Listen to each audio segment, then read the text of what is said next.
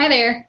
So in today's session, we're actually going to be talking about the 6 audit factors, insurance basics, the safety ratings, and consequences if you fail.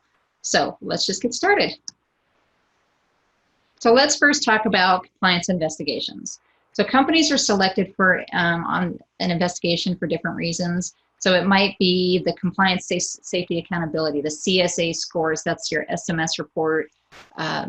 That's how they decide to audit you in most cases. They don't just randomly pick you anymore.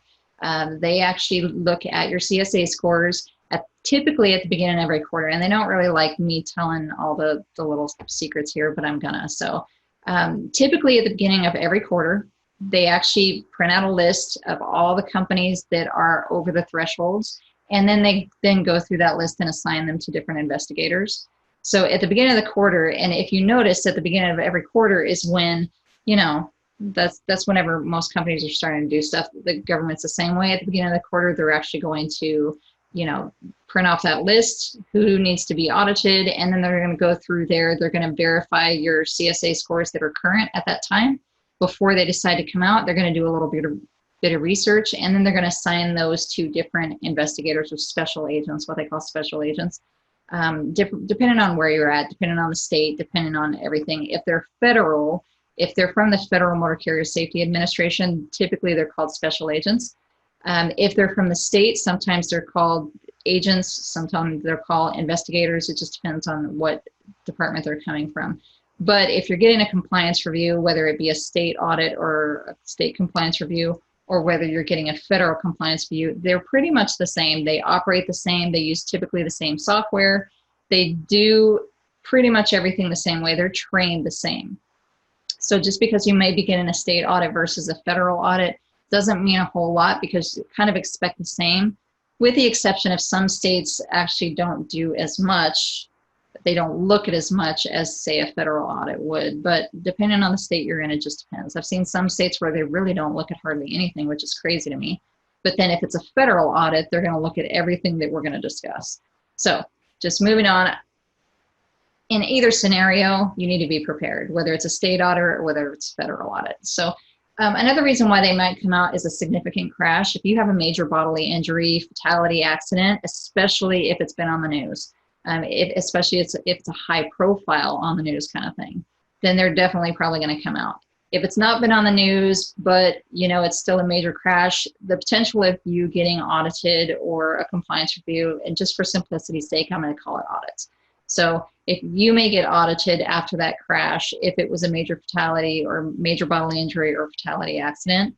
Another thing is a complaint.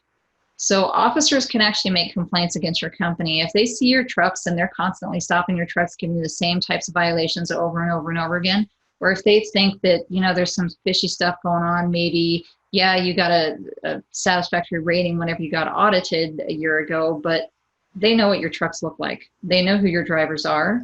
They might actually file a complaint against you, and they have every right to do that, and they will do that.